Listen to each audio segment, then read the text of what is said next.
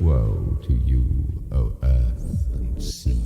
It's the Hop Nation USA Podcast.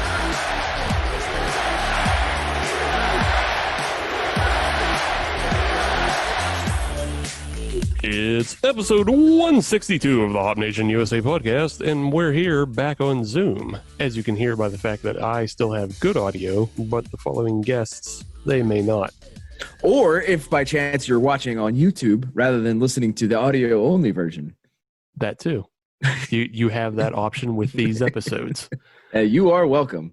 And speaking of bad audio, here comes Adam, my co-host. Yes, bad audio, bad takes, whatever you want. I've got that. Okay, you've got both. Mm-hmm. And this week joining us as a special guest from the Might Be Brews podcast, all the way from the other side of the state, we have Mr. Steve. Thanks for having me, guys.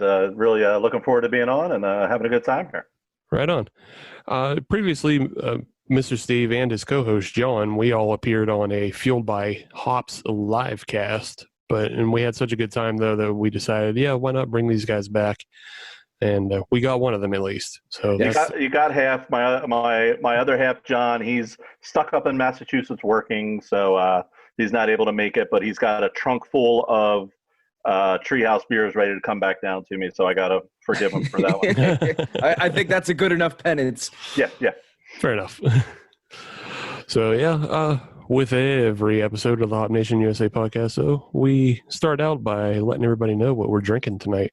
So I'll defer honors to our guests this evening. Mr. Steve, what's in your glass? Hey, that's me. I didn't pour it yet, but I got a little Stable 12 Silver Fern, a little dry hop pilsner. I figured I'd start with a little crispy boy before I blow out my palate here. Stable 12's a good little brewery, about 20 minutes up the road in Phoenixville, PA. If you guys are ever down in this area, Phoenixville has a plethora of breweries literally in like a 6-block radius. Stable 12, Root Down, Crowded Castle is another one that's like a street with breweries that you can hop back and forth to. So this is their dry hop pilsner. Right on. Cool. Do you happen to know what hops it was dry hopped with, or? You stumped me on that one. Sometimes people talk about it, some people don't. New Zealand dry hop pilsner brewed with Motueka.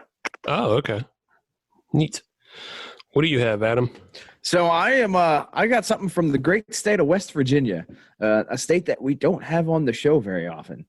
No, we don't, because they don't distro and they have like 30 breweries overall. Right, exactly. But I took a little side trip over to Weirton, to the Kroger. You know what I'm talking about, Steve. Yeah, I've been there.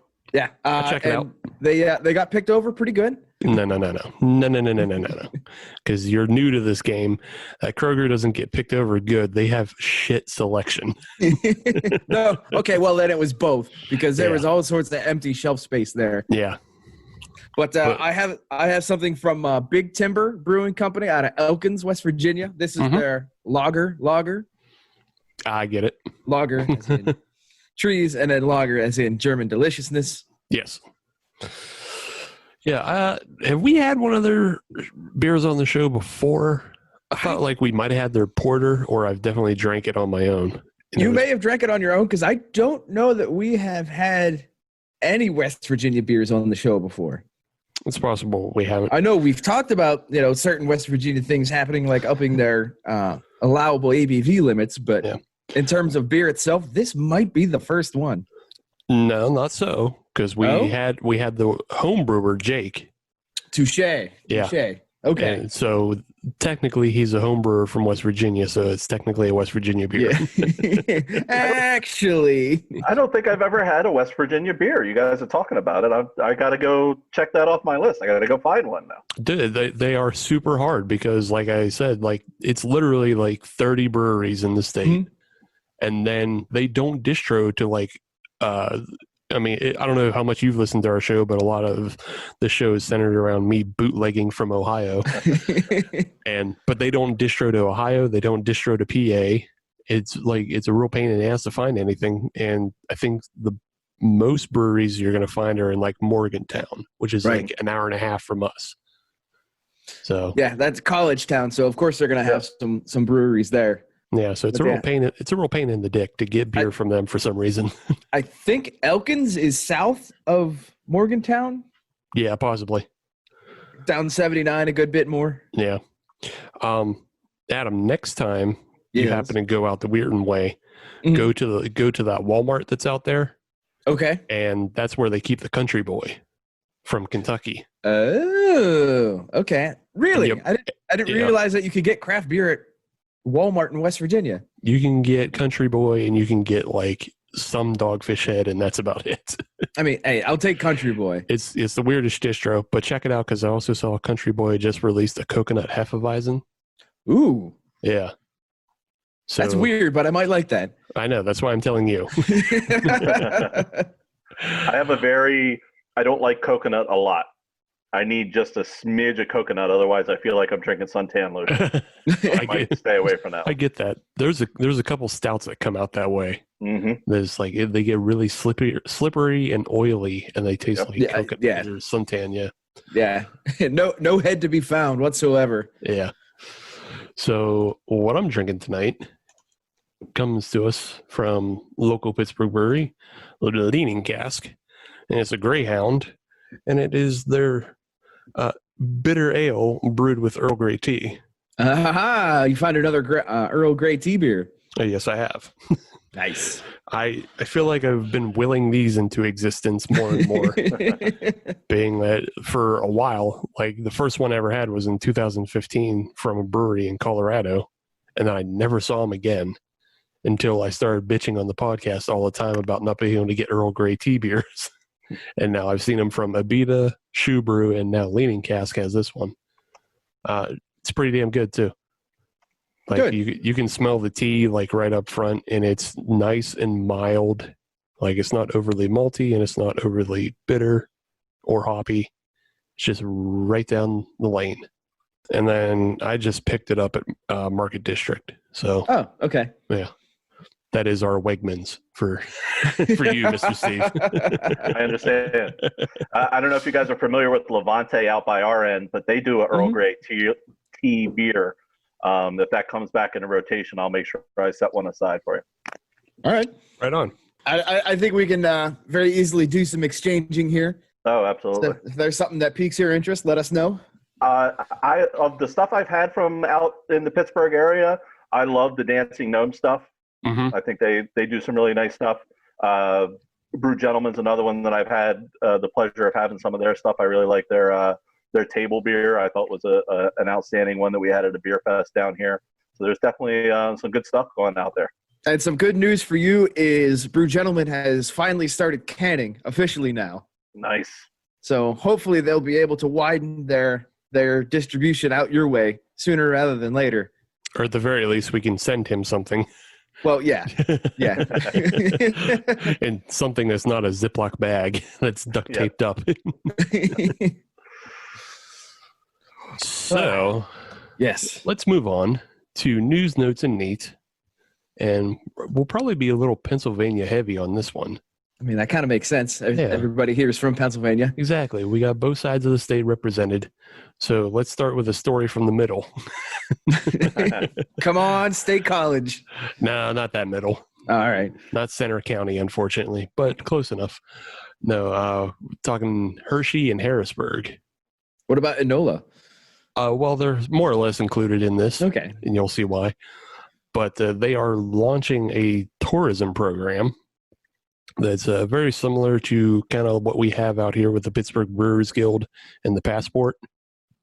But they're launching a Brew Barons Beer Trail app. Could you imagine trying to say that after your sixth stop? I know. What a pain in the dick. But yeah, it is. Basically, it's just a check-in app, but it's centered around the breweries in that Harrisburg and Hershey area. And very nice. Yes. The incentive for people to get check-ins, though, is that there's actual prizes to win. Oh, boy. Yeah. Really? Yeah. Do they get into what kind of prizes there would be? Yes, I can tell you. So for 6 check-ins, you'll earn the entrepreneur level, and that'll get you a collectible deck of Brew Barons Beer Trail playing cards.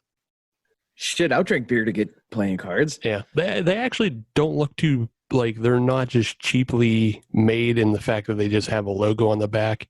They actually spent some time doing some art for the face cards as well. Nice. So it's not total trash. Like, it's, for 12 check-ins, you'll get an ale can glass, which is basically like those glasses that Fury puts out. They look like a beer can, but it's a glass. Oh, okay. Spoonwood has something similar. Yeah. Okay. Yeah, I just know the one. There you go, Mr. Yeah, Steve there has it one. is. Kind of. Mr. Steve has one on the video element. Watch on YouTube. And then listen to the podcast so we get 2 listens. Yeah, double dip, please. Yeah, I was just thinking the one I have is from Fury, but yeah. But 12 check-ins, you'll get one of those. And then 17 check-ins, you'll actually get like a stainless steel growler with some Brew Baron art on it. Really? Yeah. Now, does that have to be at different breweries or just beers, or how do they constitute a check-in? Different breweries. So it's got to be Okay. 17. It's like there's about 20 or so locations you can check in out there. Okay. And, yeah, like there's like 2 tattered flags that you could go to in the area, Mhm. but I think they're only counting 1 tattered flag. So like you can't go to both and get double check in, I don't think, but maybe you can. But essentially, I say, is there a way? Does the brewery have to also, kind of acknowledge that you checked in? Because no, in it's just reality, you could just drive to each brewery, check in, and then leave again.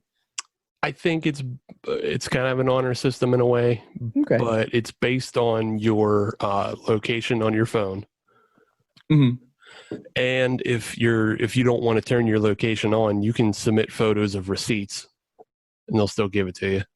Oh, all right. I actually really like that. Yeah. Sounds like a challenge. Yes. Yeah, it is. But you mentioned Enola, PA, 10 minutes outside of Harrisburg, and Thank yes, you. Pizza Boy is one of the breweries you can check in. You also have Evergreen, 0 Day, Trogs, of course, Springgate, Rubber Soul, Rotunda.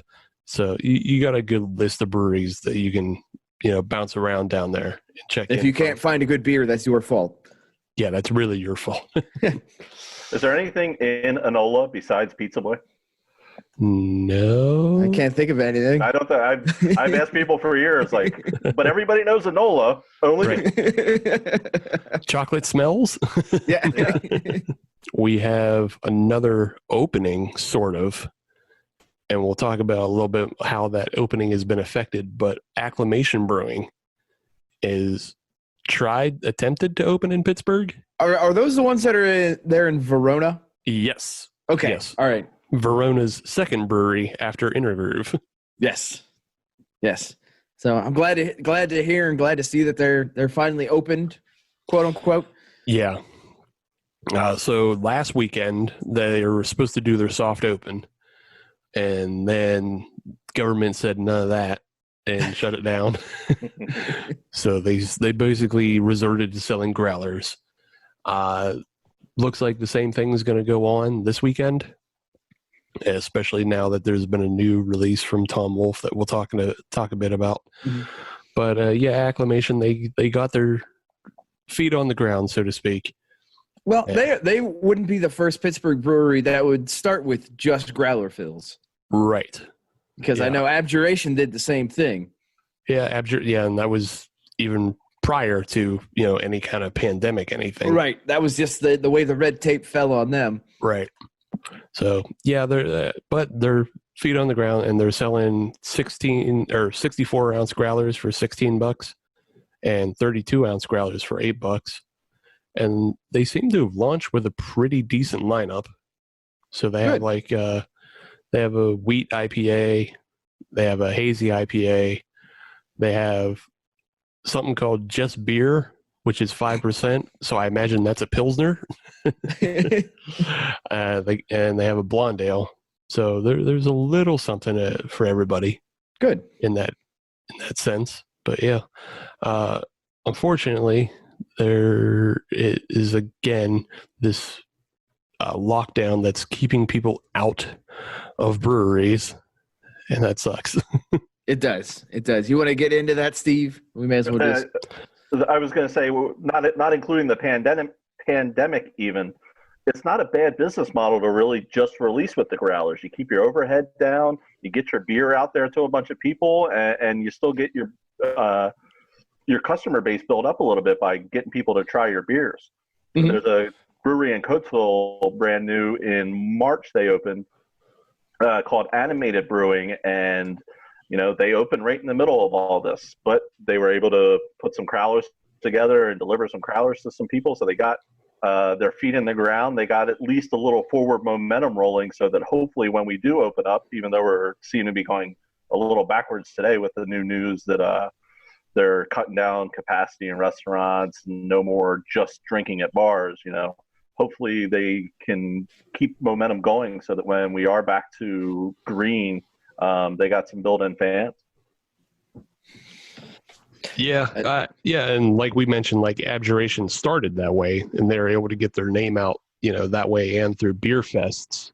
So it's a shame that there aren't more beer fests, but we can't have those right now. No, but yeah, we can't have anything right now. I can't have. We really shouldn't have beer fest even when there's no pandemic going on. Yeah, they're pretty gross to begin with, but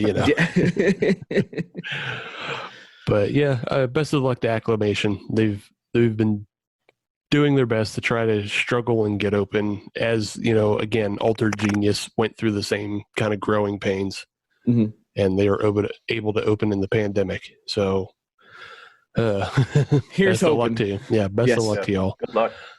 But yeah, so the latest mandate, though, as Mr. Steve mentioned, is keeping the patronage to 25% capacity now. And those not in the state or not in the know, it was formerly 50%. Right. So we have stepped backwards. Yeah, and then the new rule is that you have to serve food on premises. You can't just be a bar. So that works for some breweries like Spoonwood. They've got a good menu. They've got a good restaurant space. And, Mindful would also fall into that. But there's a lot of spaces that rely on food trucks, and I'm not clear on how that works. And I have a hunch that it was left ambiguous for a reason. Mm-hmm. Yeah, because the way it read, it said dine-in options. It didn't say food on premise. It said dine-in. So I've dined on bags of potato chips before.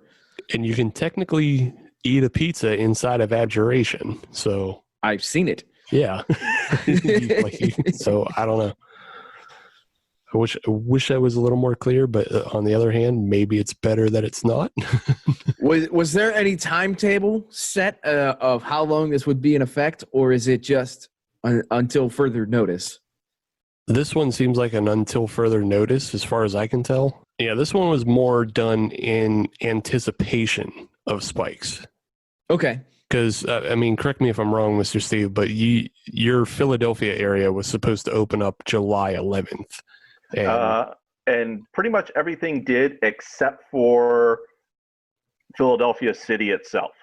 They were like a week behind the rest of it. Okay. So this seems like more of just a lockdown statewide of just like, you know what, let's coast at this level and see if that's okay.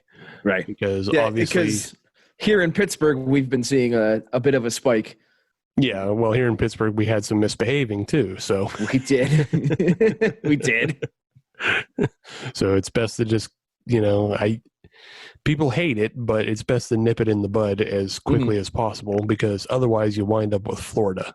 Right. Yes. And it's so tough to tell. Is it Pennsylvanians going out on vacation and getting it and bringing it back? Is it other people coming into PA? Is it just PA not going through the proper procedures of mask and staying apart? It's so tough to tell where the spikes are coming from. Mm-hmm. And I wouldn't be surprised if it's a combination of all three. Mm-hmm. Yeah. Well, I mean, some of the photographic evidence that emerged from the bars here in Pittsburgh, but you can tell that's at least one spot. Yeah. Carson Street here in Pittsburgh is an incubator. Yeah. Carson Street. And then it was like Lefties and then a lot of places in Bloomfield. And that wasn't necessarily the Allegheny County residents, but that was residents from Washington, Westmoreland, Butler, and Beaver all converging on those bars that were finally open again. And then just, thank God I'm not 25 anymore. Yeah, I could just stay at home and drink a beer and be okay with that. Yeah, absolutely. Okay. I mean, this all sucks. I wish we didn't have to do all this, but I'm okay with the alternative of just, grabbing a 4-pack and drinking it at home. Mm-hmm. Yeah, I've gotten used to this, I'll be honest. To sit on the back deck and have a cold one. Yeah, it's not bad. Final thing we wanted to touch on was the Black is Beautiful beers, and I know we have a number of ones that were being brewed, and they're coming out in this area. Mr. Steve, what's going on in the Philadelphia area? I saw that Harris out of Harrisburg, they did 2 collaborations, one with Trogs and one with Love City.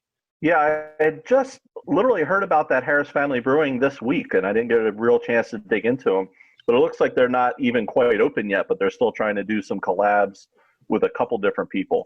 I know in my area, Sly Fox's Black and Beautiful just came out this week, and I believe Laramie Brewing in Chester, PA, theirs came out, I think, last week. I haven't gotten a chance to sample any of them yet, but I'll be looking for them as soon as I get out to those different establishments to definitely try one. I think it's a great idea. On Might Be Brews, we talked to Marcus from Weathered Souls Brewing on one of our video podcast episodes, and it's a great idea. It's so simple, and I love it when the beer community comes together, similar to the way they did for the All Together with the From Other Half, putting out proceeds to the different people that were out because of the pandemic. And hopefully the money that's coming from this Black is Beautiful project can get out to the people that it can help the most. Yeah. I know our friend Dennis from First Sip, he just collaborated with Couch and Abjuration, and they did their brew this week. So we have a little bit of time to wait for it to actually come out. Just back to Harris Family Brewing, it looks like they're really close to opening. Mm-hmm. Like if you check their which is, it's nice because like they've been at the past 2 Fresh Fest festivals, and last year they had a really killer smoked ale. Yes, so that was a really good one. Yeah, so it's like you keep waiting for them to get open, and they're finally close, and then obviously pandemic has probably held them up, but yeah, they're definitely very close. Yeah, and I know here in Pittsburgh, Hitchhiker has their Black is Beautiful beer out this week, I believe. Okay. Yeah, I thought there was one that was already out, but I don't remember who, and then I knew Hitchhiker was coming down the line. Mm-hmm. I believe that is this week it's coming out. Yeah, because I know there was a little social media tussle with yeah. Just Andy calling out a Karen. So yeah. Is that official? Is Andy the male Karen? That's the official? No. Andy is the brewer at Hitchhiker, and he was calling out. Okay. He was calling out a Karen, taking people to task. Yeah, as he should. Mm-hmm. Yeah. Oh yeah. It's just like, well, then don't drink our beer and go fuck yourself. If you don't like what this supports, don't buy it. Right. You don't have to comment on it. Just stop. Just leave it alone. Yeah. I think that's about it for the news. And sorry if that was a little Pennsylvania heavy for our listeners in Virginia and California. And that's all right. We'll get you eventually. And Russia. And our big Russian listener base.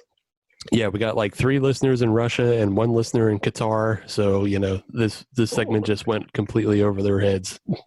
We'll bring it back. We'll bring it back for them eventually. Hey, they're the one of the guys from Russia might be from Bradford, and this is his only connection back to the Commonwealth. Yeah, he's an expat.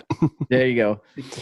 So let's come back to our beers, and we'll round out this segment and head on forward. I really enjoy this Leaning Cask beer. It's it's not overly sweet. The differences I've found in the 4 Earl Grey tea beers I've been able to have is this one is the most like that original one from Caution that I had. Oh, okay. Yeah, the Shoe Brew one was meant to mimic Millie's ice cream. Mm-hmm. So it was very, very sweet and very lactose heavy, I believe. The one from Abita had also like a twist of lemon in it. So it had a little bit of that just tartness to it. So that doesn't sound bad, though. No, it wasn't. It was like the one thing I can say about all of these Earl Grey tea beers is that they're all morning drinkers. You can start your day because they're just refreshing and light. I like it. Yeah. Park it right next to a coffee porter. Indeed. Thanks. So I'll jump in with the this Big Timber, the lager. I mean, it's a lager pils. It's not going to be exciting. It's not supposed to be exciting, but I enjoy it. This is a good everyday beer. If you're out on the grill and you need something to drink while you're flipping burgers or flipping steaks, I think this is a good beer to grab. I would recommend it, and I've got a couple more in the fridge, but probably not for much longer. Fair enough. Nice. So my stable 12 Silver Fern, I'd say good, not great. To me, the dry hop is taking over the Pilsner a little bit. I'm getting a little too much juiciness, not enough clarity, not enough dryness, not enough crispness from the crisp boy, as they like to say. But it's not bad. I would drink it again, but I wouldn't go out of my way to grab it. Right on. Right on. All right. Well, we're going to wrap up this segment, and we'll come back with segment 2, and then we're going to have a little podcasting summit. Now that we have a representative from the other side of the state, we're going to do a State of the Union of the podcasting USA of Pennsylvania, of something, of whatever. Way to sell it, Steve. Hell yeah. All right. We'll be right back.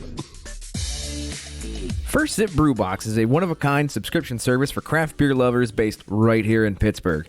Every month, First Sip will send you a box full of craft beer enthusiast essentials, including t-shirts, glassware, and even food. Right now, our friends at First Sip Brew Box have an offer for you. Just sign up for a 3-month subscription and get your 4th month free. Just enter the code HOPUSA when you sign up at firstsipbrewbox.com. That's HOPUSA at checkout to get your 4th month free at firstsipbrewbox.com.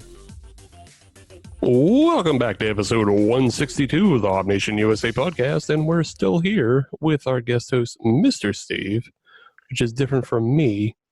I will just be called Big Steve on this episode.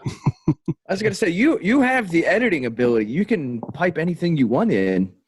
I know. I'm just saying he's going to be Mr. Steve. I'll be Big Steve. I think, at 6'6", I usually get to claim that. I believe that is correct, yes. Yeah. Yeah, that's good. Until we get into the NBA. When you guys do your From the Bubble episode. Right. Oh, man. Now you got me thinking. We could definitely do an episode like that. Yeah.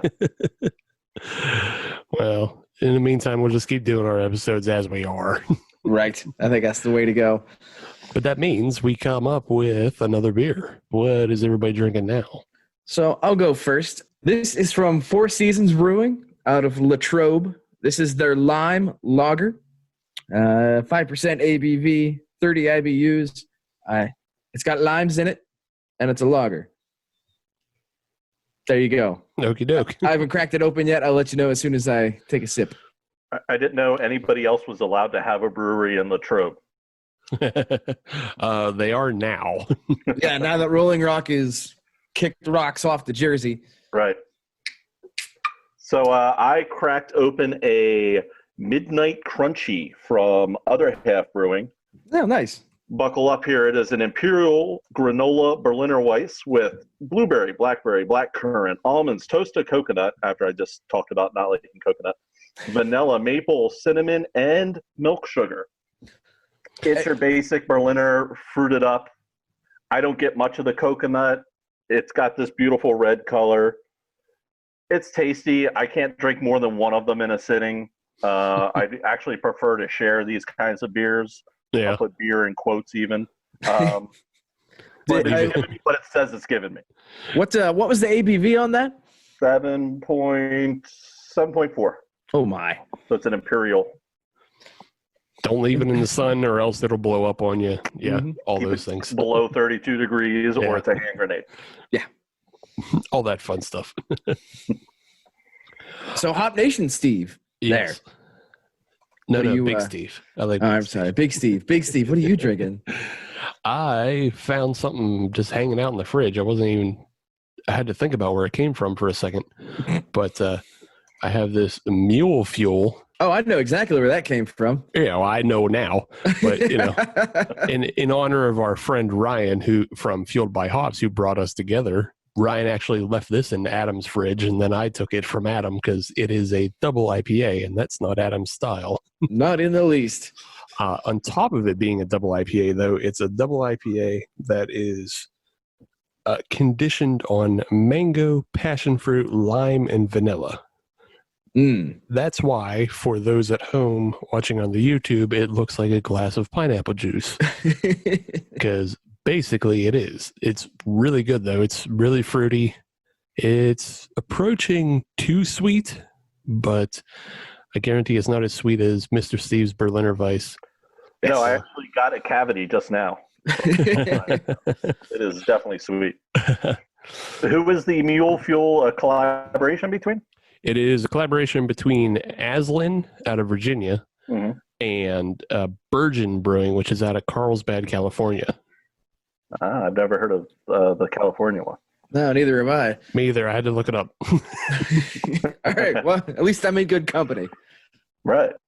Yeah, at least I looked it up and had that info ready. Because he knew it was coming. Yeah. I believe I win ABV this round, though, because it is 8.5. So. Yes. Yes, Yeah, absolutely. winner. So I have had the opportunity to take a couple of sips of this Four Seasons. Not bad.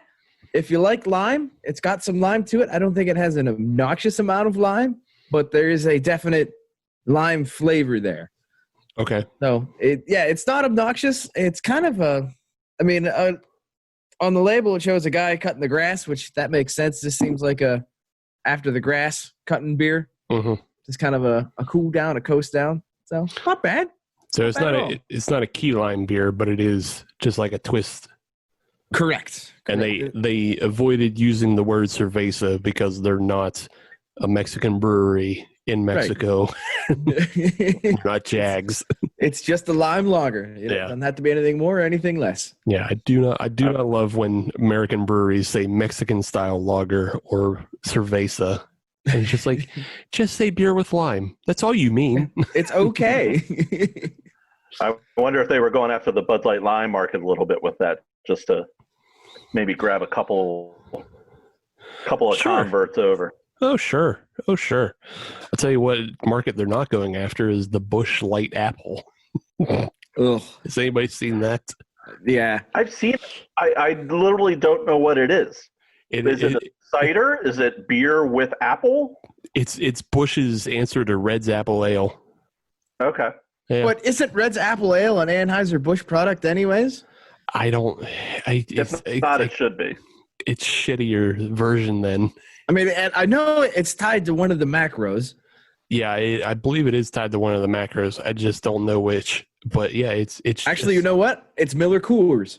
Yeah. So then Yeah. this is the answer to Red's Apple Ale. So I stand corrected. Yes. And it's the obvious desperation of macros to try and garner people who are drinking seltzers and fruity ales and stuff. And I don't know if either you saw this, but the way they promoted it is they promoted it by doing a parody of the iPhone Steve Jobs conferences. Oh, with the blue jeans and the black turtleneck. More or less, yeah, on a big screen that shows off all the technical innovations. A joke that's 9 years too late. Just like this beer. Yeah, exactly. I don't remember Busch doing commercials ever. or promoting anything. I know, right? Well, now they've promoted with a 3-minute video about shitty beer. It's amazing. Nice. So I was at the beer store earlier today, picking up some beers. In fact, this Four Seasons came from there today, and they had just a basket of the Keystone Light. It's a lime strawberry beer. It's had a basket there, 99 cents a can. It's like, I hate myself enough. I'll get one. You got to try one for $1. Right, for $1, I'll try it, and if I don't like it, I'll throw it in the woods. I won't actually throw it in the woods. Right. I'll finish it. It's littering. Yeah. You'll recycle your can. Yeah, I'm just littering in my own yard. Right, like a dickhead. But yeah, I got sucked in by the basket of beer. They got me on that one. Yeah, I can see that. I mean, Did you try it yet? I have not. I was tempted to bring it on the show, but I figured I'd be, just left off the podcast. Steve would just... I might have muted you. Just covered you up. Yeah. Yeah. So I assume that is going after the Natter Day market. Oh, for sure. Yeah. Well, I mean, if you have it between now and next episode, you can talk about it, but not as a feature. No. That'll be a follow-up. That'll be a neat. Right. Well, if it's decent. It was decent. I'll have to go get some Natter Day and I can do a comparison. Well, one time we'll do an episode of shitty beer. But I mean, if we were actually going to have college in the fall, we could definitely have a college beer episode. But take my online classes. Yes. All right. Well, let's move along and let's get into something we wanted to talk about. It's not often we actually get to have other podcasters on our show. I mean, at this point, I think it's only been Jason Zircone and Michael Moeller. So I believe you got, Might Be Brews might be the third podcast we've had on our show. Because we don't count Dennis. No. Dennis started podcasting after us. Right. We started him. We invented him. We made him. But yeah, go check out the Daily Sip. And then, we also had Anthony from the Main Damie, but they're not a beer podcast. No. Yeah, they're a movie podcast. But that's it. And we also had In Poor Taste on as well. So really, we've had a bunch of podcasters on, but in terms of beer podcasts, 2 or 3. Yeah, I got a shitty memory. Who's got Goldfish Brain now? Me this time. But we just wanted to give you a chance, Mr. Steve, to talk about your podcast and what you guys are doing at Might Be Brews on your side of the state. So on our side of the state, Might Be Brews, it is birthed from John, my partner in crime. He used to host bottle shares at this little bar down the street called Frank's. And Frank's used to give us their basement. They say, give us $10, we'll make you some pizzas. You guys can bring all the beer you want and stay out of our way and do whatever you want down in the basement.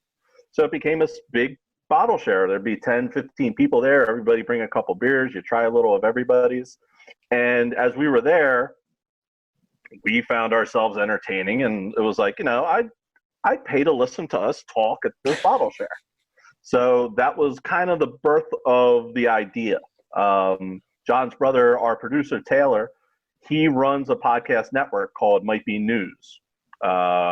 He started his podcast after the last election to get some stuff off his chest. He did a season of just spewing out whatever came out of his brain politically, but then discovered, the political podcast, whatever side you're on, you're cutting out half the people.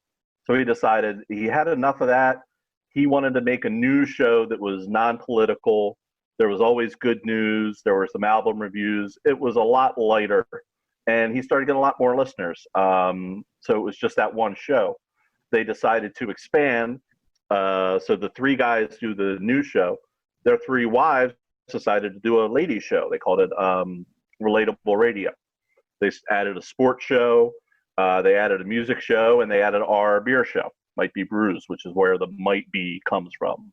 So there's Might Be News, Might Be Sports, and now Might Be Brews. So our goal was, as we started to put our podcast out, was just what would you hear at a bottle share if you came to a bottle share with us? We're going to open our beers. We're going to talk about our beers. We're going to talk about whatever beer news is going on. Did you try this new place? Did you get this new beer from these guys? That's a really good beer. What new place is going to open? What new place is going to close? Where do you go to buy your beer? Where's a good spot? Do you have any mules that go up to Treehouse or down to Burley Oak or any of that kind of stuff? And we just kind of expanded from there. We met some friends in the industry. We started having different breweries come on. We had some breweries come to us. We went out to some breweries, which is something I'd like to get back to here. Who knows when, but hopefully soon. That was one of my favorites, was to be able to go out to breweries and try the beer there and talk to the brewer and talk to the owners and really get into their business and what they feel about beer.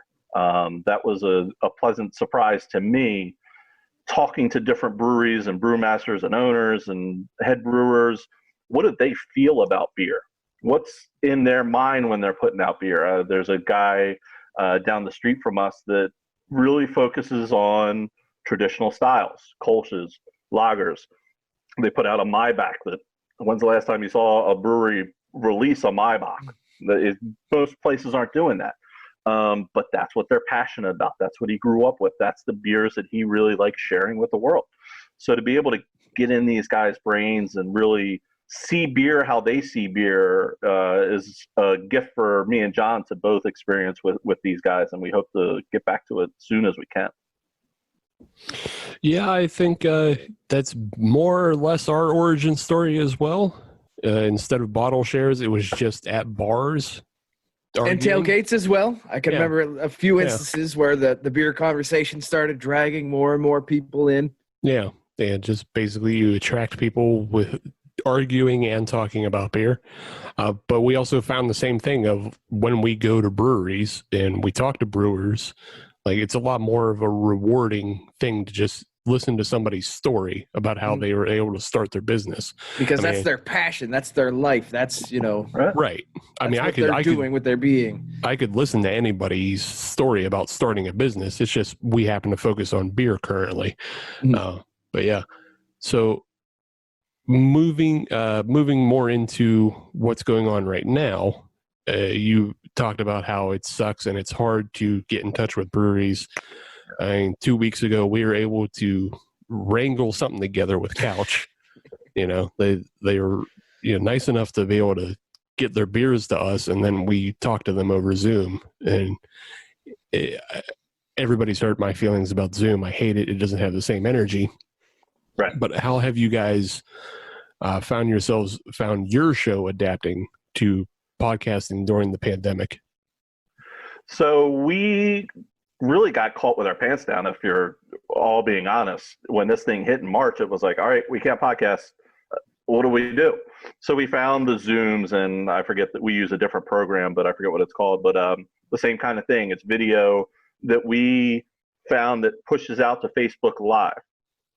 So basically, that's what we were doing for since March, has been these Facebook Live videos that pop up live so that you can click on them, and it's us talking to different people. Now, the cool thing about it is we've gotten to talk to some people that we might not have talked to if it wasn't through the Facebook Zoom thing. We got in touch with the guys from Equilibrium up in New York. We had them on the show. I don't know if we would have taken a road trip up to Equilibrium to hang with those guys. Maybe someday we would have, but this platform allowed us to spend an hour with these guys. Even though we didn't get to have their beers all at the same time and talk about them, we still got to talk to them. We still got to get the word out of their product out to our audience, which is pretty southeastern Pennsylvania heavy. So getting to talk to those guys through this was cool. Another thing that we got to do is our setup, we're limited to 6 windows. We can only have 6 heads on at the same time.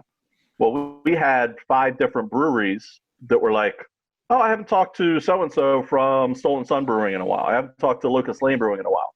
And we put those guys all on the screen and just let them go for an hour and a half. That's the best podcast. You don't have to do anything. John and I we'd click in and say, hey, tell me about what you got coming up. Boom, and click us off and let them go for another 10, 15 minutes. And hearing the love and the the respect that all those guys have for each other, and how tight the brewing world is. You know, they all told stories of, our can delivery didn't show up, but this guy hooked us up. He had extra crowlers. He sent them on over without a second thought. You know, our grain didn't come in. Boom. These guys sent grain over to the other guys. Just hearing those stories and getting more of the people behind the beer, I think the audience really liked that. And we ended up taking that episode specifically and pushing that out to our podcast platforms, Stitcher, Apple, all the different podcast platforms. It doesn't sound as good, which sucks. When we first approached the idea of the podcast, I had heard a lot of bad sounding podcasts, and I didn't want to be one of those bad sounding podcasts. And I was so thankful that Taylor, our producer, he's a stickler. He really likes the podcast to really sound good. I mean, that's his bread and butter. He wants those things to sound crisp and have all the levels right and not make it a chore to listen to. So glad we were able to do that. We're not going to get the great quality from the Facebook Live pushing it to the podcast, but it's still a way for us to get it out to the people a little bit. And I also know, without people working a little bit, that's where I listen to most of my podcasts, either going to or from work or actually at work. So I know viewership was probably down for a lot of people because of that, but hopefully we picked up a little bit of that pushing those Facebook live videos out. I think people are a little bit more apt to click on a live video that's right in front of them than to go through the extra 2 or 3 steps sometimes to download the podcast to whatever they got to listen to it on. So have you guys been able to do any face-to-face podcasts or in studio at all since March, or has it all been Zoom and Facebook based? It's all been Zoom and Facebook based. Facebook based. That's a tough one, isn't it? Facebook face, I think is what I said the first time. But yeah, we haven't. And so we normally go on break right around this time. We're actually doing our season finale this Friday. And then I go on vacation. John goes on vacation. We'll come back in the fall, and hopefully we will be able to sit down face to face with each other and get some people in and get back to our normal podcasting route. Because I think as the Facebook Live thing does bring in different viewers, I think it'd be better used a little sparingly, once every 2 months as opposed to every other week, which we've been putting out now. We've been able to do 2 in studio podcasts, and I guess I never realized the difference in energy between doing it over Zoom versus face to face until we got back at the same table. Obviously, different ends of the table and all that, but it was a completely different energy. And for me, I can't wait to get back to that. Yeah, it's so much easier to talk to somebody. You're not. Oh, are you going to talk? Oh. There's so much more of a natural flow of conversation when a guy is 3 feet from you or 6 feet, whatever we're doing, than through the video, and my audio is cutting out and that video is cutting out and somebody's got a dog barking in the background. I'm surprised mine hasn't come in here yet, or kids running in and out or whatever's going on. Say, do you have a cat count or a dog count of how many animals have come through the videos? I think we're up to about 4 cats. 4 cats and 1 dog at least. Yeah. My dog is literally getting a haircut on the other side of the door here. So if you heard a yelp, that means my wife got him with the clippers. It also helps when one of the hosts isn't a floating head that you just can't even see. Yeah, that helps too. Ha ha ha ha. Yeah, eventually we're going to have to get you back out of the computer. I don't know what the opposite of assimilate is, but disassociate from the computer. Let's revisit that in 2 weeks, and we'll see if there might be a new solution. A new solution? A new solution. Oh. Papa been spending. Oh, okay. Are you going to add a body to the floating head as well? No. All right. Just jumping back, though, like, have you actually seen... You're mentioning how the Facebook Live videos have been a different outlet for you, and it's been drawing in some new listeners. Have you seen any actual growth with your show, or have you seen more drop-off, or is there anything else that you're looking to kind of correct for? Because I know, you're talking about how bad audio quality is, and that was one of my biggest fears of jumping to putting out Zoom podcasts, is that the audio quality was for sure going to suffer. It's why we never did them in the past, but we did take advantage of talking to people that we haven't before through that. But have you noticed any kind of growth or one way or the other because of the pandemic? I feel like our growth was a little sharper before it hit. We're still growing, but I feel like it flattened the curve a little bit, so to speak. Cheesy reference there. But I feel like it just wasn't quite as sharp as the path that we were on. Mm-hmm. Yeah, I would say, because I think we've seen the same thing of we've very much plateaued during this pandemic. And I don't know if that's just because people don't necessarily want to dedicate time to podcasts or find new things. They just don't have the energy for it, or our audio quality isn't drawing in new listeners. Right. And I don't blame them for that.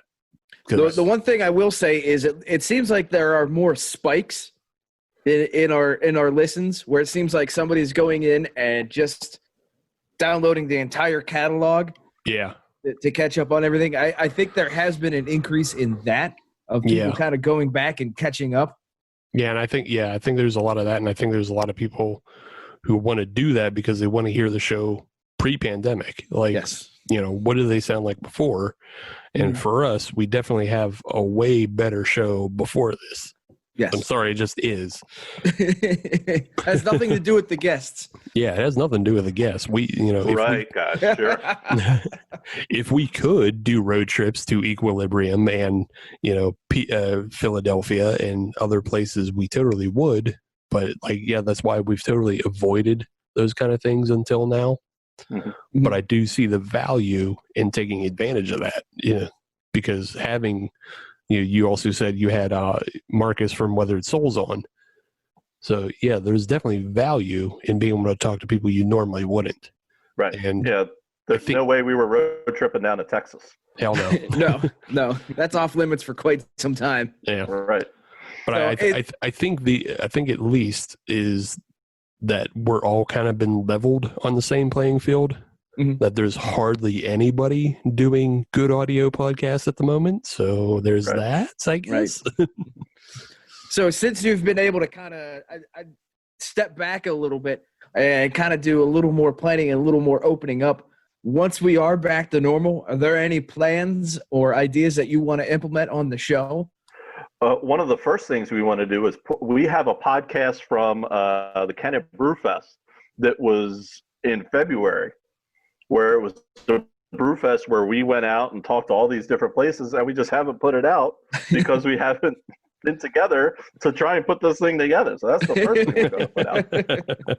But I think we really just started doing on location very recently, definitely within the past 6 months. So we haven't really done that a lot. We just really got hooked up with the equipment. We got this new Rode podcaster that's very portable. It's very easy to set up to take. You bring this one board and that's it. You don't have to bring the computer. You don't have to bring the mixer. You don't have to bring 7 different things. So it makes going to these breweries and different locations a lot easier. I'd love to go to more Brewfest and do those kind of things. I'd love to take it when I go on vacation in 2 weeks down to Berlin, Maryland, and take it down to Burley Oak and sit at the bar and talk to different people. And, hey, what are you drinking over there? Come over here. And get a little bit more organic type of listening and feedback going on. One of the things I loved about the Facebook Live is people commenting live and being able to ask questions as you're talking about something. Somebody can ask me about this beer that I just opened. They can ask me where I got it if I didn't happen to be talking about it. Having that listener interaction, I think, is a good thing, and I'd love to be able to figure out a way to get that into our podcast more. Right on. I think that's I really like the idea of just going to a brewery and kind of just posting up at the bar and just having casual bar conversations. Mm-hmm. I think that would be really interesting to see how that would go. Let's do 20, 30 minutes with the brewer, 20 minutes with the owner, and 20, 30 minutes with whoever's walking by. Mm-hmm. Have either of you seen the YouTube channel All Gas No Brakes? No. Yes. Okay, well, Yes. okay, well, Adam's on the board. Mr. Steve, for you, it is basically a channel where this guy goes around interviewing people, and he just lets people go. And it's people from very interesting walks of life, I will say, in interesting to make it clear. But yeah, check out some of his videos. But I feel like that's a lot of what you're going to run into at breweries. And he just lets people talk. He just puts a microphone in their face and just lets them say whatever they want. It's a hilarious channel, and I suggest everybody check it out. But yeah, as long as you put a disclaimer saying that anything they say is not your opinion, you know, right? It's their own, all that good stuff. Yeah, right. How about it? Yeah, I don't think that's a bad idea for a beer podcast to do that at a brewery. I'm just saying that's probably the product you're going to wind up with is drunken all gas, no brakes. I'll take that. I'll take that every once in a while. It's not a bad idea. So here's an idea. That might be something interesting for a brewery to do. If they were able to have a microphone set up at the bar and not just record everything that's going on, but if somebody wants or has something they want to say, pull out the microphone, put it in front of them, hit record, and see what comes out. You got 1 minute. Go. Yeah. I think that would be an interesting twist on a brewery. It'd be a very unique experience, especially when you hear things back again. That's okay, so here's a 90s reference for everybody. Oh, boy. Taxi Cab Confessions. Oh, yeah. Ah, all right. Little HBO After Dark. Mhm. Yeah, well, HBO After Dark. You're talking Taxi Cab Confessions, but you like just tip $1 per minute. And you get to spill your soul into a microphone. Yeah. Patent pending. If anybody comes up with that, we want our cut. That sounds like a good thing for couch. It really does. Yeah. Almost like you could have it on a couch and call it like a therapy session. Yeah. Somebody get a hold of Bobby Nacho. Couch This is therapy. gold. I'm sure Bobby's listening. Shout out to Bobby buying a nice good shirt from us from tpublic.com. Keyword Hop Nation USA. Yeah, search it. All right. Well, I think hopefully if there's any other beer podcasters out there listening, they were able to take away some good ideas and some ways to keep yourselves motivated and going through this pandemic. If you haven't figured out your show during this somehow, I think what a lot of Mr. Steve was talking about is, good to follow. Be willing to reach out to people that you didn't before. Get those guests because your audio sucks. Well, that's the one nice thing is that people in this industry are passionate about beer, and they want to talk about it. They want to share. So if you give somebody a platform to do that, chances are they're going to jump at the chance as long as you are able to facilitate that in a reasonable fashion. Plus, everybody wants to have some sort of human contact. Well, there's that too. Yeah. Right. Like, of course, they're willing to share because they need somebody to talk to. Yearning to just get things off their chest. Yes. Yeah. So give people a platform. It's it'll work out for you, and then hopefully we can get back to good potting. Hopefully. In the meantime, let's jump back to good beers.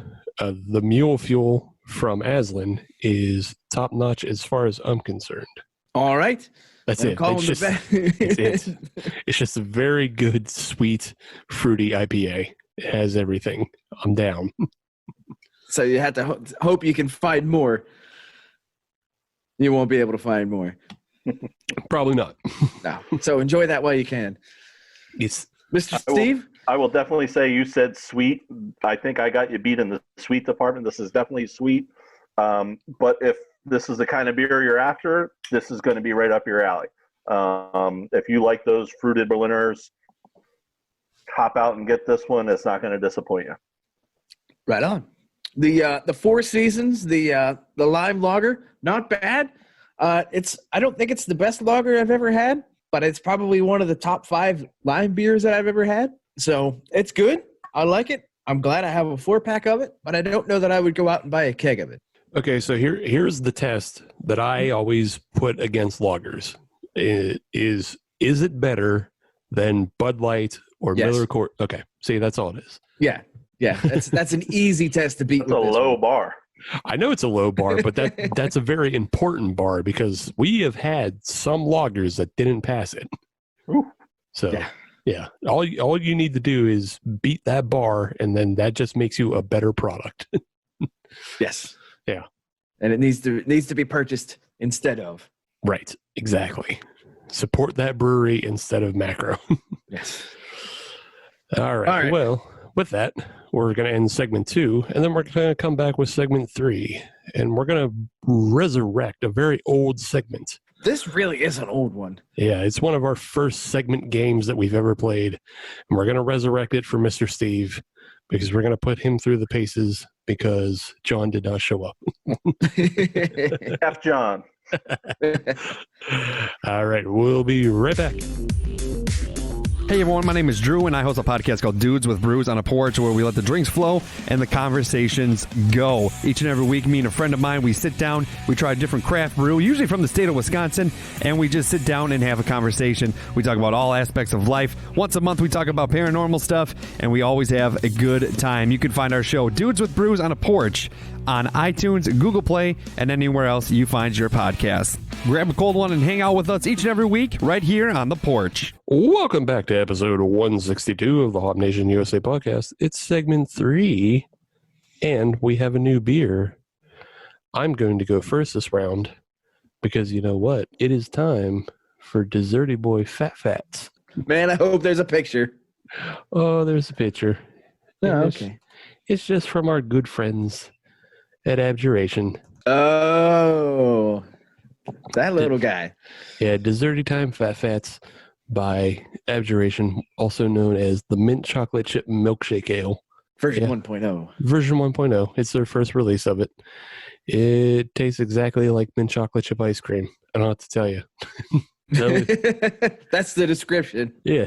The only thing is it is disarming because if you look at the color, which you can see on YouTube, it is a bit of an orangish just base malt color Mhm. because that's all it is it's working off their milkshake base, which they've employed for a lot of this series. And they all kind of have the same color to them, but the flavors are insane. Nice. I hope it's a good one. I won't try it. That is one I won't try. I just don't like mint chocolate chip. Yeah, well, I did want to get this one on the show, but I wasn't going to force you to drink this one, so that's why we're doing it on the Zoom episode This and not worked the out perfect. in-studio then. episode. Nice. So, Mr. Steve, what are you sipping on? I busted open a single cut. Where's the name at here? Shoegazer. Triple dry hop IPA. Doesn't say any different hops in there. 7.5. Pretty tasty standard IPA. Nice. This is not an Adam segment by any stretch of the imagination. No, Mint chocolate and triple IPAs. I no. have to. Now, hold on. Is that triple dry hopped, or is it just a triple IPA? Because that's a Triple little... dry hop. Okay. Yeah. Only 7.5. So Yeah. Because the triple IPA should be about 11.5, and you and don't... climbing. Yeah, you don't... Say I was going to say, you don't completely hate those, Adam. no, because at that point you can pack so much malt in there Yeah. that you can try to at least get back even with all the hops. But the triple dry hops, yeah, something tells me that's not my jam. Not saying it's not a good beer, just not my jam. But what might be my jam is this beer from Hop Farm. This is their Cocoa Dessert Porter. Hop Farm, they're based out of here in Pittsburgh.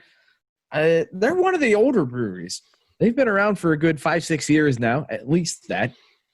Yeah, I would say they're kind of first wave, I guess, if that's what you Right. want to call it. They're kind of first wave. Them and Roundabout have been down in the Lawrenceville area for a minute. Yes, a minute and a half. But 6% ABV, 35 IBUs. It's an American porter with coconut, hazelnut, and vanilla. Is this one new? Because I don't know. It doesn't sound familiar to me. But... It is fairly new. Okay. I went down to Untapped because I had to try to find some additional information. It only had like 60 some check-ins, Okay. so that's fairly low. But taking a couple of sips of this. It's good. It's got a good bit of roastiness to it. I like it. For sure. Yeah, they're a brewery I'd like to feature at some point. I would too. But I don't know. We just everything doesn't fall into place. Hop Farm, if you're listening, reach out to us. We'll put something together. But in the meantime, though, it's segment 3, and that means it's time for fun and games. And as I mentioned in segment 2, we're resurrecting one of our oldest segments, and that is the Pairdown. The Pairdown. For those of you not aware, is there any music? No. No, I am. Pairdown. Well, there might be now. Yeah. And that is recorded, so we can use that later. Good enough. No, I'm very lazy with my production sometimes, and other times I'm not. But this segment is very simple, and we just take basically take the piss out of being a cicerone, and rather than pairing beer with cheese, we pair beer with everything, even abstract ideas. That's where I go, Cicerone. Oh no, you don't. Oh no. We finished that era of the show a long time ago. Did you watch the entire series? I did. I think we should carve out a minute and talk about it. Okay. What'd you think? I don't think it's as bad as some of the beer folks made it out to be. There's obviously somebody in there that knows a little bit about what's going on. My biggest problem was it's just not that funny. And yes, I like that's that a pretty big problem with the comedy show. It's not horrible, but I really love the league, and I know a lot of those guys that did the league were involved with this show, so that kind of it disappointed me a little bit because I feel like the league was such a good show. The way it hit fantasy football, if you're a fantasy football guy, and still weaved in real life stuff, I thought was great. They didn't do that with this, and it just wasn't as funny. I really like the the German episode, the White Power episode, Vice Power. You want to qualify that a little bit more better. They have a wit beer that they wanted it to be about the white beer, right. But it ended up being White Power in German. Yeah. So they attracted a white supremacy, which they didn't want. But the one girl was really good looking, so the guy had to try and hook up first. But right. That was my favorite episode. I did like the Cicerone bit because I find the Cicerone thing funny, and I like that they made fun of that. I'll admit, I thought that was the best bit of the whole show. Probably. Right. It just wasn't as funny as it needed to be for a comedy. Yeah. I think both Adam and I agree in that, like, they didn't get a whole lot of the beer stuff side of it wrong. No. Just the same way the league didn't get a lot of fantasy football stuff wrong, and they also had like fantasy football, they had football players on as guests. So yeah, that was an interesting part of the show, but it failed on being funny. Right. And that's a real hard point to miss when you're like supposed to step be a one. comedy. Yeah. That's the part you want to really get into. Yeah. It's like you don't want to get all the beer Easter eggs in there, because there's like a lot of beer Easter eggs and beer trivia, and like, oh yeah, that's actually a part of beer culture. There's a lot of that in there, but when it's not funny, that sucks. Yeah, you lost the hook. Yeah. I will say we will not be reviewing it if there is a season 2 on the show. I won't allow it. I am saying I will quit the show. I will have other guests. I can get Dennis to zoom in. You go right ahead. All right. We've talked about that show for long enough. Ad nauseum. Yes. Yeah. Back to the Pairdown. Again, the Pairdown is our segment in which we allow guests to use their imaginative brain to pair situations and circumstances and food to their favorite beers. And so we're just going to give Mr. Steve a chance, being that he's from the other side of the state. I'm sure he has a very not different palate, but he has a lot of more access to other beers that we don't have. So he'll give us some interesting answers and give you some interesting suggestions. I'll start it off real easy for you, though. We're in the middle of summer. It's hot as balls, and we're all trapped inside. So what beer would you pair with sitting on the couch and your balls sticking to your leg hot? That can happen when it's cold too. Just let's not It can. put that just in summertime. For me, I went with a newer one, and I tried to stick with a little bit local for my answers. Victory Brewing is right down the street from me, and they put out a new one called Hazy Summer Love. They took their Summer Love blonde ale and kind of hazed it up a little bit, put a little bit of hops in there, and the result to me is almost like it's like a pale ale almost. It kind of tempered both beers down a little bit, but it gave it a real easy drinker. It's only 6%, somewhere around there. I don't know the exact ABV, but definitely something as it's hot, it can be refreshing, but you'll be able to take back a couple of them and not have to just have 2 or 3 and be done. Right on. So, last week, I don't know if you know this or not, but we had the Victory Java Cask on. Nice. And that's the complete opposite direction of what you just talked about, because it is a 13% stout. 14 something. 14, it's a heavy hitter. Yeah, so that's the exact opposite direction. So only drink the Java Cask if you have that really good air conditioning. And you have it cranked down. Yeah. So Java Cask Day is one of my favorite days of the year. It's always the Wednesday before Thanksgiving. Mm-hmm. My family, we host Thanksgiving here, so I always take off that Wednesday to help get the house ready. But in the morning time, they release Java Cask about 11 o'clock, and we'll go 5 or 6 of us sit and get there about 9 in the morning and bring a couple line beers and hang out in line and get our Java Cask. And they always open up the restaurant and have some brunch specials on. But I still have regular Java Cask, maple Java Cask, the rye Java Cask, the vanilla Java Cask. I think I still have a bottle of all of those floating in my cellar here at some point. But that's a favorite day of mine, is definitely Java Cask Day. Nice. Don't blame you one bit. And they're about 15 minutes from my house, so they're really close to me. Victory was probably my first brewery craft beer experience, going to them. And even though I was only drinking their Brandywine Valley Lager at the time, once we started getting into the Golden Monkeys, and that was definitely a gateway for me to come into the craft beer game. Nice. That's a good way to get into it. Yeah, that's a real hard one to pass up when you have Java Cask 15 minutes from the house. Yeah. Right. Adam? So I guess I'll take a stab at this. Balls sticking hot, not just balls hot, but balls sticking hot. I want a beer that is obviously refreshing, and it's one that I don't necessarily want to think about too much at the same time. So I'm going to go with the Great Lakes Lemon Hefeweizen. It's a new one that came out this spring, this summer. It basically is, you take a Hefeweizen and you kind of rattlerize it. But you don't lose the ABV as well. It's still up around 5-6%.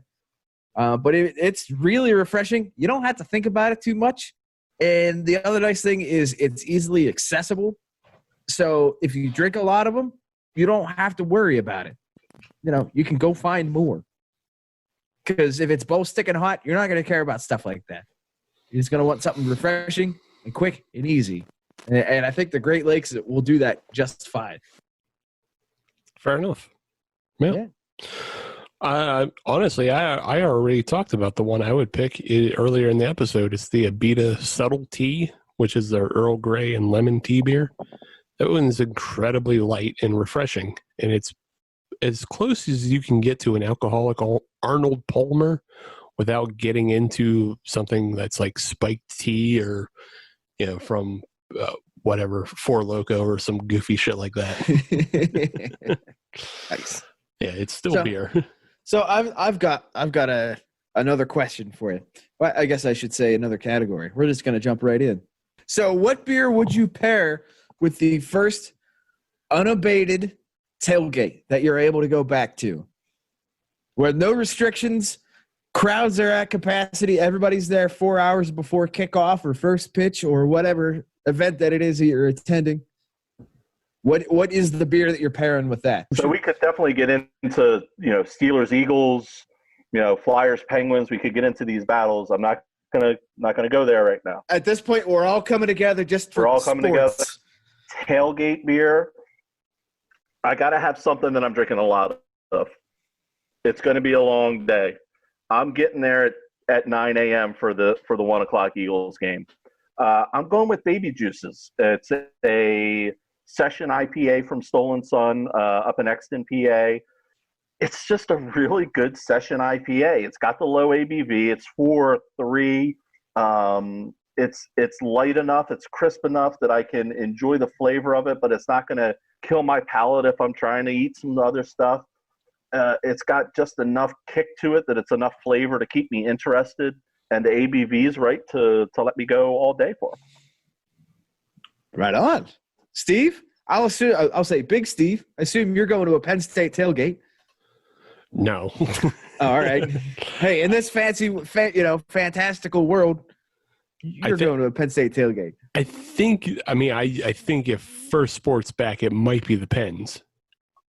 That's a good call as well. Pens might be first sport back. So if I'm going to a Pens game, you got to go to Toronto, though. I'm fine with that. I've been to Buffalo. That's close enough. So I can go a little bit more. First Pens game, especially if we're in Toronto, you got to have a puppers. Oh, jeez.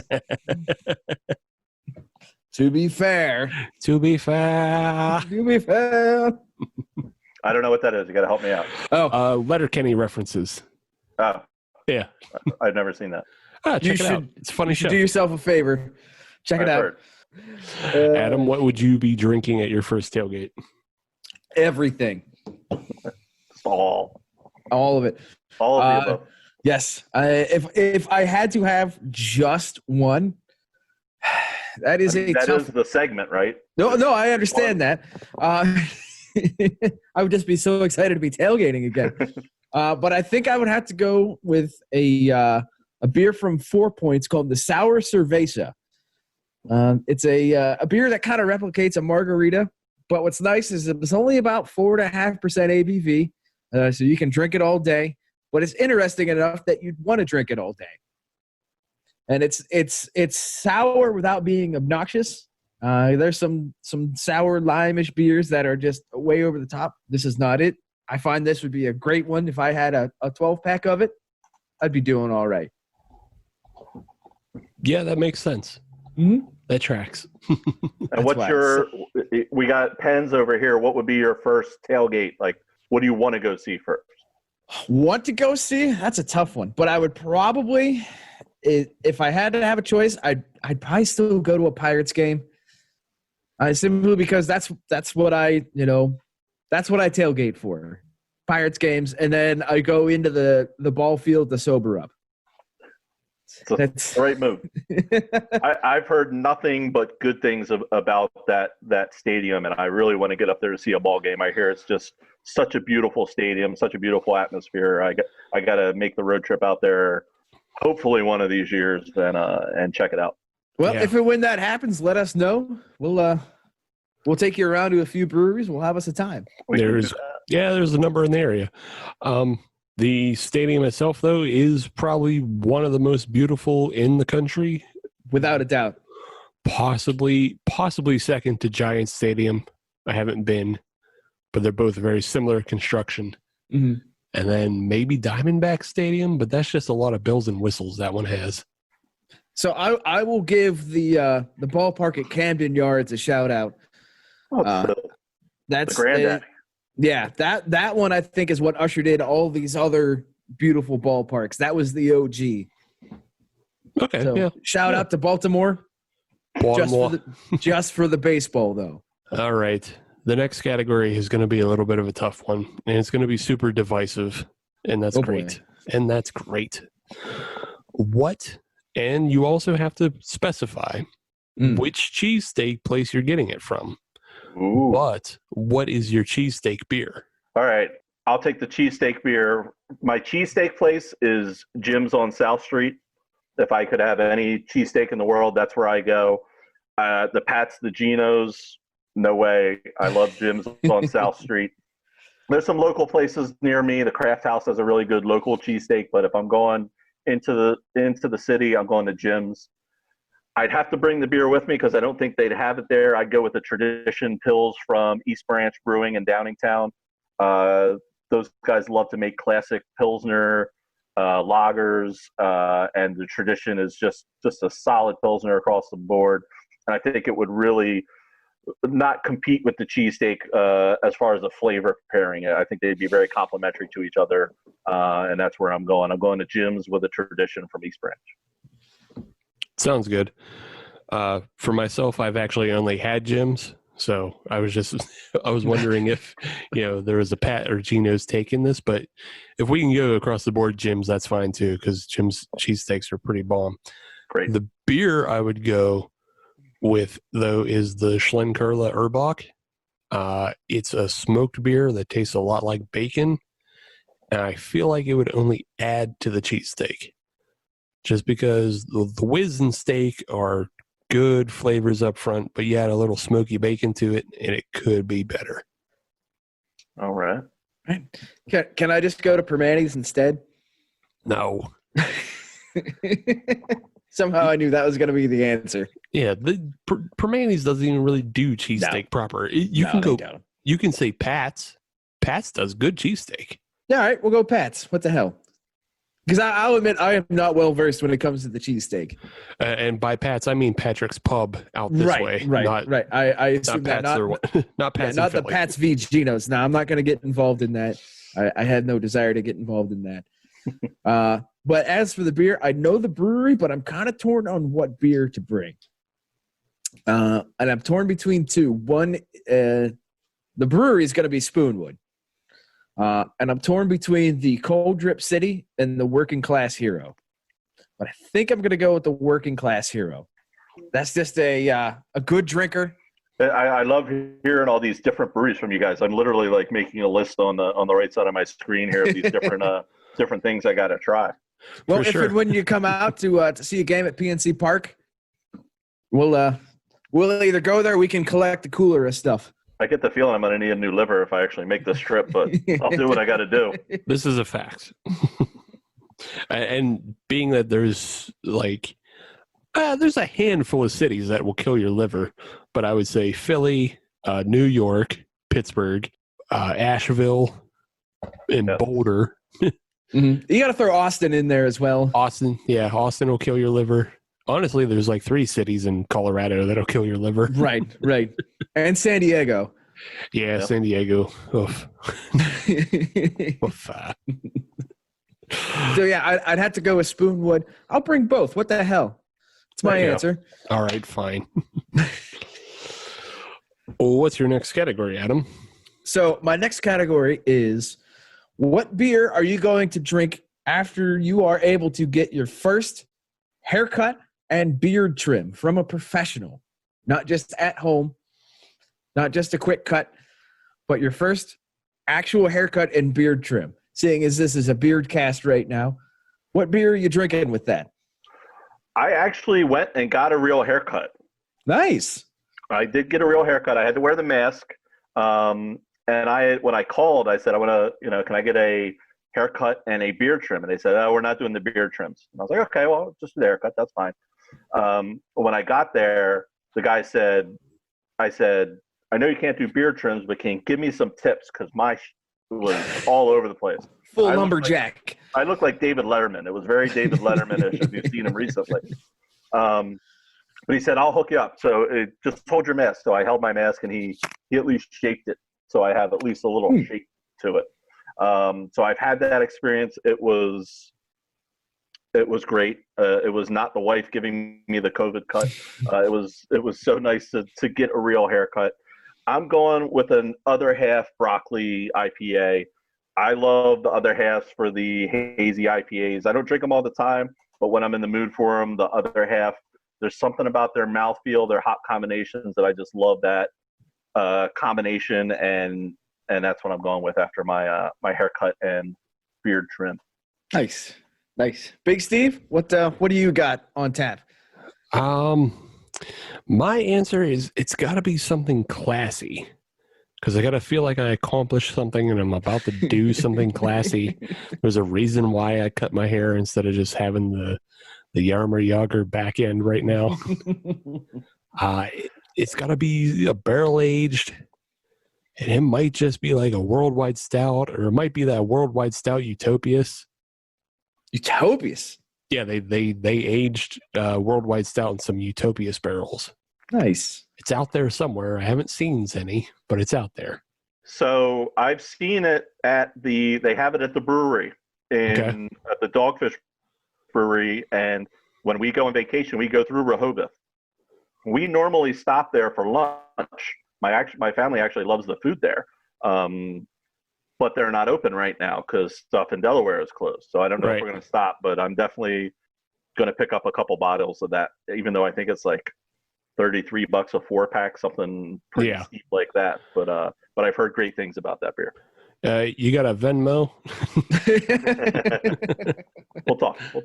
Fair enough. So yeah, it'll be my celebratory beer. I've made it how many fucking months now? It might be 7-8 months without a haircut at this point. Because I was due one before quarantine. So yeah.